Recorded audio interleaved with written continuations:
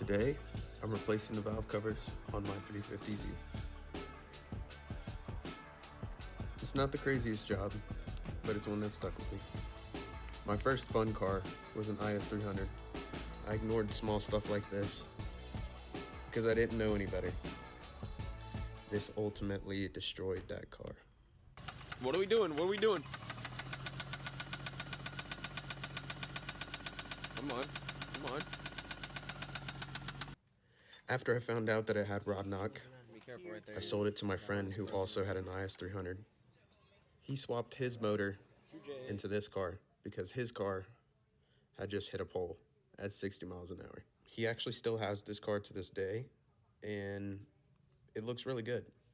So let's get into the actual video now. Alright guys, so as you know by the intro of the video, this one is really important for me today. I had an IS300, I want to say about 3 to 4 years ago, that I really cherished. It was like my first real sports car, and I was going through a lot at the time, so I wasn't paying too much attention to the car. Sure, I enjoyed it and I loved driving it, hanging out with my friends, doing stuff like that, but I never paid attention to maintenance, and I ended up blowing the motor because the valve cover gaskets were leaking. So we're gonna make sure today that that doesn't happen on this guy. Now what I did, I kind of splurged a little bit and I bought some aluminum valve cover upgrades.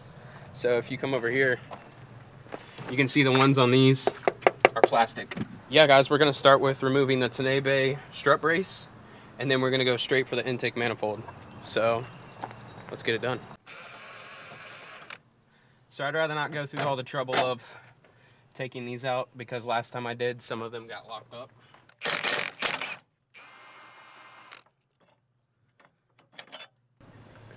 Tome fits really good. It's a beautiful contrast from chrome to red.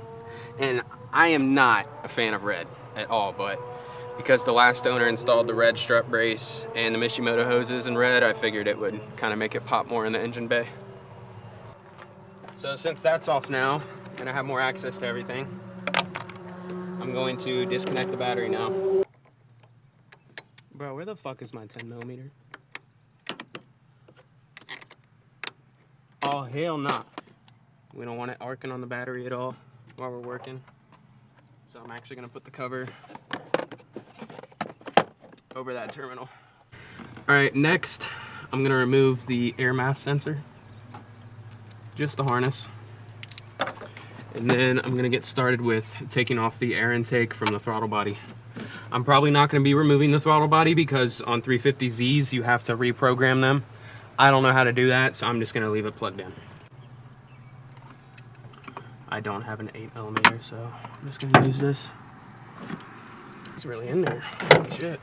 All right, now we've got a hose down here too. Pretty sure this one is the one that's cracked. So, yep, this one's cracked, so we're gonna be extra careful with that. See that right there? Should definitely replace that, but I'm not going to right now. So again, this is going to depend on what kind of intake manifold you have, but there's a vacuum line coming out from the bottom end right here. I just took that out as well. All right, we got a couple more vacuum lines right here. Carefully take these out.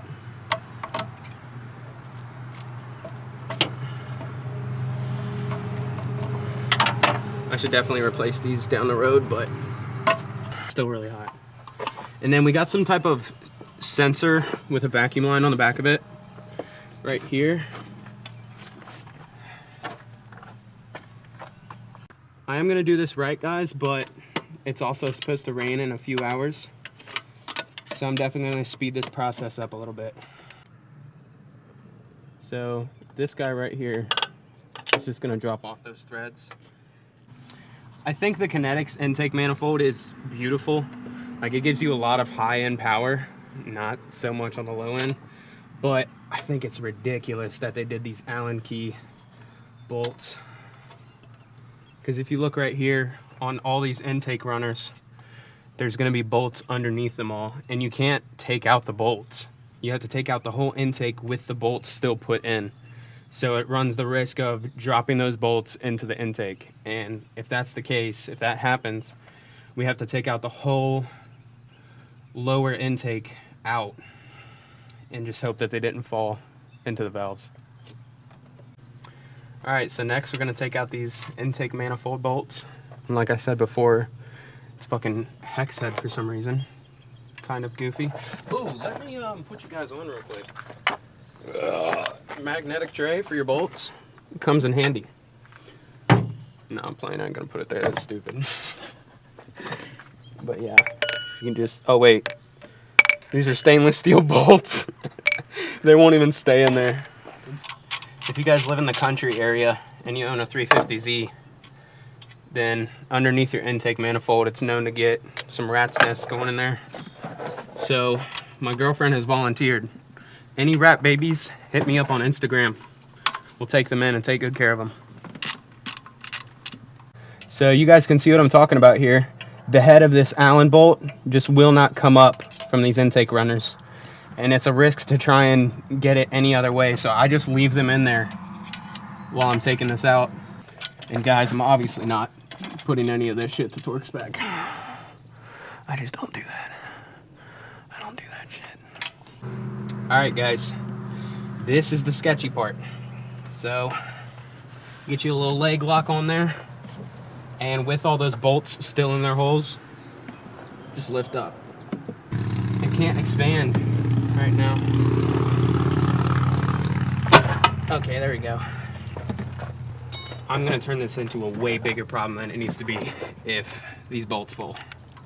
Got some stickies on this side. It's not wanting to lift up.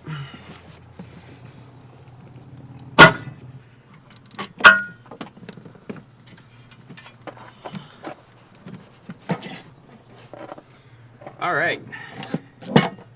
And now you guys see what I mean. You don't have to undo this throttle body if you don't want to. It should still work. So, now that we got the intake manifold out of the way, we're gonna start by undoing all of these ignition coils and get this harness out of here. Now, luckily, it looks like, I mean, I don't really want to take out any of the grounds, but it looks like this harness would just kind of go that way. But we're gonna do this right.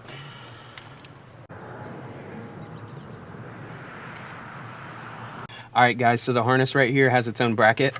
You just want to take that off, and then you want to slowly start taking out all of these coil packs.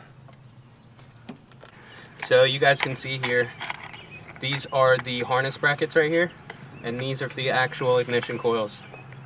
They're not quite that different from each other. So there's just a shorter length. Make sure you don't get those mixed up. This one also has washers on it. All right, so we've got this vacuum hose that goes across the valve cover. I'm gonna undo that right here. Oh, fuck, that's coolant. I'm stupid. Damn, that is coolant. Don't make that mistake, guys. That is not vacuum. So you guys can see here, there was like major pieces of the actual harness that I had to remove. I also had to remove the throttle body. At least for me, I had to remove it. You guys may not have to. I'm not sure what your build is. But now that I did remove that, I'm gonna have to reprogram it. Guys, that for being 124 miles, 124,000 miles, that's pretty good. All right, guys, so after removing that other valve cover, you just want to put this one back on, and then you want to do a star pattern. All right, now that the valve cover is back on and it's torqued to spec, we're gonna run this big ass harness and just plug all these ignition coils back in.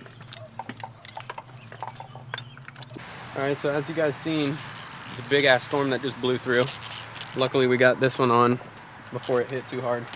But now that that side's done and torqued down, we're gonna get onto this side. This is basically the same principle. It's got a bunch of harness brackets on it, and then you're gonna take off the ignition coils. So I'm gonna get on that now. Mechanic Chase.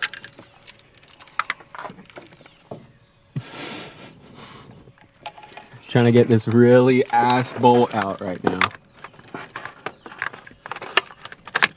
Can't even pick it up.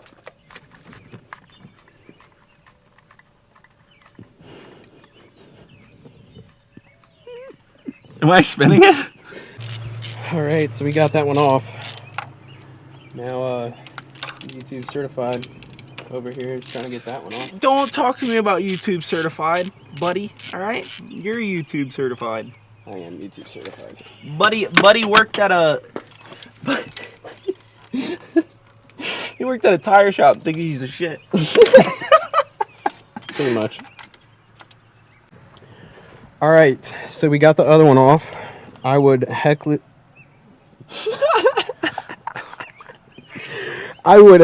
recommend getting somebody else for help.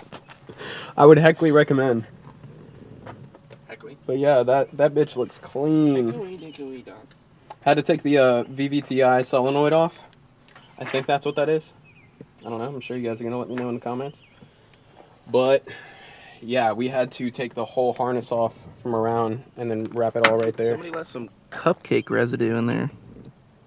You're a cupcake. Alright, so we're not going to explain why I'm shirtless now. We'll leave it up to your imagination. But we got the other valve cover on. And this shit looks sick, dude. You think it looks good? This shit looks fucking... This reminds me of like some hot rod shit. We're going to have the chrome intake. Alright, guys. So we finally got everything bolted back together. That vacuum line that was cut, I actually cut off some more on it and then plugged it back in so that it didn't have a leak. Yeah, this one feels good, guys. I had this same issue, like I said before, on my IS300, and I seriously neglected it.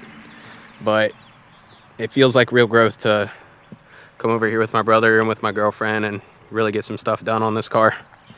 And I have yet to start it. So we're going to pass this torch to my girlfriend and see if this car will start. So, yeah. Are you recording it? Yeah. Yeah. All right, so this will be the very first time starting it after putting every single thing back together. Mind you, the sun is literally almost down, so this is well over 4.5 hours. And I still don't have a shirt on.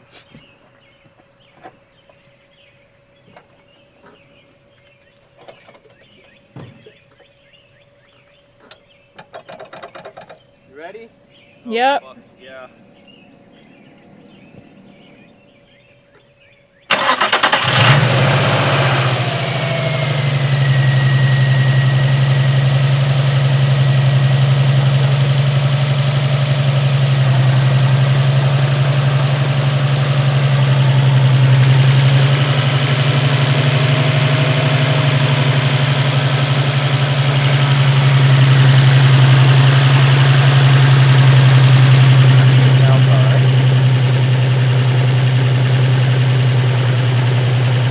Misfiring.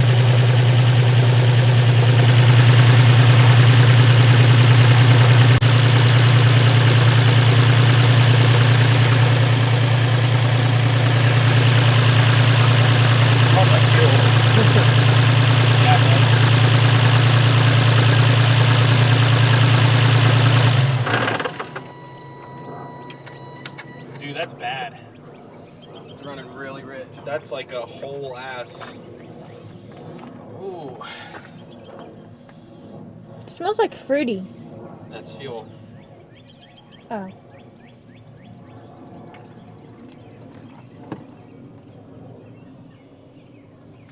Does that mean it's leaking? Well, remember, dude, you gotta redo your throttle body. I don't know if that would have anything to do with it. Oh.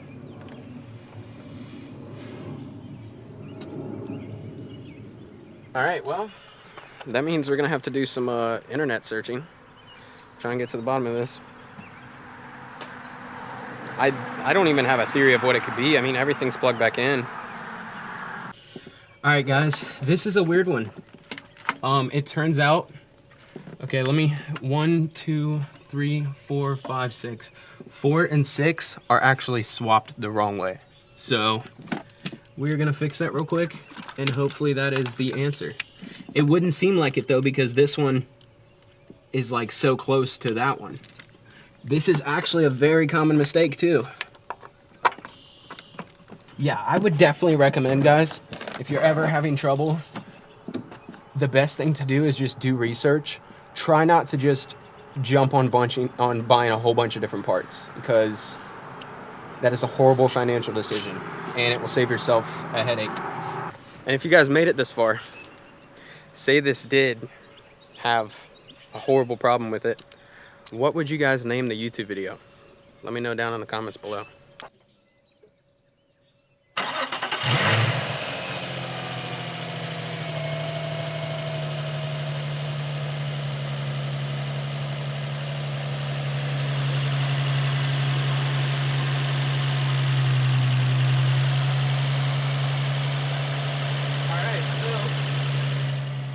It's running right. That bearing sound that you hear is just one of the tensioners. I think it's for the serpentine belt. I just need to get that replaced. But other than that, this thing sounds good. Definitely doesn't sound like what it sounded like before. All right, guys. So we put everything back together, started the car. Now we had that misfire problem, but we switched it around and everything's good now. So if you guys enjoyed this video, make sure to like, comment, and subscribe. And I think we did a pretty good job today. I had a goal in mind, and I did it, and I feel good about it too. Just goes to show that if you put time and effort into something, you can definitely show growth. You unlock potential that way. I think we got a pretty clean engine bay now. It definitely looks like eye candy. It's giving me that, here, I'll turn it around for you guys. It's giving me that hot rod vibe. All the chrome and the red. I think it looks pretty good, guys. So yeah, I'll see you in the next video. Peace.